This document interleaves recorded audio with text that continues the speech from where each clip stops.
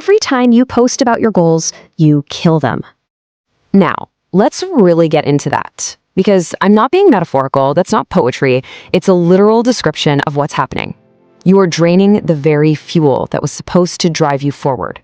You get the little chemical hive of accomplishment without the accomplishment itself. And the craziest part is, most of us don't even realize we're doing it. So we're living in this age of, well, announced ambition. We tell ourselves that sharing our plans keeps us accountable, right? That all those likes and comments are pure motivation. But I found out the hard way. They're the exact opposite.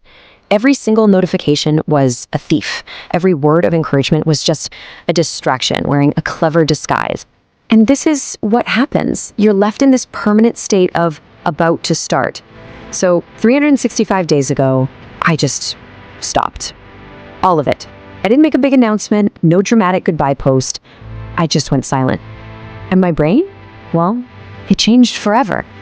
But before I get into how, let me show you exactly who I used to be. Let's talk about David. He's 22, a student at university. He's smart, he's totally capable, and he is absolutely drowning. Every single morning, he wakes up and the first thing he does is reach for his phone, before his eyes are even really open. Not to turn off an alarm before the feed, for that shot of validation, the proof that the world was still spinning while he was asleep. So David would sit down to study, and within minutes, his hand would just start to move. It wasn't even a choice. It was like his nervous system had been hijacked. We can call it the itch. It's that unconscious pull, that invisible string that yanks your attention right back to a screen you're not even trying to look at. It really should, because that was me, and that is millions of us. You know, the worst part wasn't even the endless scrolling. It was the talking. Oh, I loved talking about my goals. The podcast I was going to start, the fitness plan, every caption, every conversation. It was all designed to broadcast my ambition. And it gave me the feeling of success without ever having to do the actual hard work. And this just leads to this brutal, vicious cycle. It starts with a huge surge of motivation, maybe on a Monday. You're disciplined for, 3 good days? Then it starts to wear away. A little distraction here, a little scroll there, and before you know it, it's a full-on collapse. Then comes the shame. You promise to reboot next week, and the whole cycle just starts right back up again. I remember the exact afternoon it all hit me. The rain was hitting the window, my to-do list was completely untouched, and hours, just hours, had vanished into this social media fog. And then this thought, just as clear and cold as ice, landed right in my head. If I continue like this, I will never, ever become the person I imagined I could be. That was it. That was the moment everything had to change. So the search was on. And believe me, I tried all the tricks. Deleting the apps just to reinstall them a day later, all the focus techniques. Nothing stuck. And here's the crucial insight I had. I finally realized the problem wasn't the apps themselves. They were just the delivery system for the real problem. You see, the real addiction was to dopamine. And the real dependency was on getting external validation. We have literally trained our own brains to only feel a sense of progress when somebody else sees it, to only feel like we're real when we see ourselves reflected in another person's likes. And then I found it. It was kind of buried in this old book, a concept that felt both ancient and totally radical at the same time.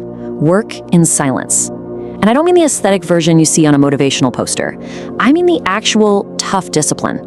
The practice of building without broadcasting, of letting your results do the talking for you long before you ever do. This book, it wasn't about life hacks or quick fixes. It was about rebuilding your entire mind from the ground up. It taught me that there are basically 2 fundamental ways to live in this modern world. You can live a shallow life, or you can live a deep one. Shallow living is where most of us are stuck. It's fragmented, it's distracted, you feel incredibly busy all the time, but you never actually accomplish anything that really matters. It's a life that's performed for an audience. But deep living, that's totally different. It's uninterrupted, it's focused, and yeah, it feels really uncomfortable at first, but then it becomes magnetic. You lose all track of time because you're so fully inside of what you're doing. It's a life that is truly, deeply lived. And it all really came down to 3 huge lessons. The first one is that every cheap little dopamine hit from a notification, it's a loan shark. It's literally borrowing focus from your future self. Second, announcing your goals creates what's called a premature reward, and that just kills the very motivation you need to achieve them. And finally, and this one is big, discipline isn't like the weather that you just wait around for. No, it's architecture. It's something you have to build, brick by painful brick. For David, that inner change started to show up on the outside. His posture, it went from being all slumped and closed off to open and grounded. The whole color palette of his world shifted from those cold, muted blues of a phone screen to the warm ambers and greens of actual life. After a few weeks, those phantom vibrations he'd feel in his pocket, they just stopped. And after a few months, he finished a project he'd been about to start for 2 whole years. And he did it all in silence. My own shift felt pretty similar. I realized I had been performing my life instead of actually living it. Every thought I had was filtered through this lens of, how would this sound as a caption? The real transformation, it wasn't about being more productive. It was about taking back ownership of my own self-worth and finally stopping the habit of outsourcing it to engagement metrics. So David's anxiety, it didn't just vanish. It transformed. That vague, constant panic of falling behind was replaced by the solvable tension of a real challenge. And that same transformation, it's possible for you. Which brings us to the final part of all this, the challenge. But first, you have to understand the biggest change of all. He started trusting himself. See, when you work in silence, you become your own witness. You're your own audience.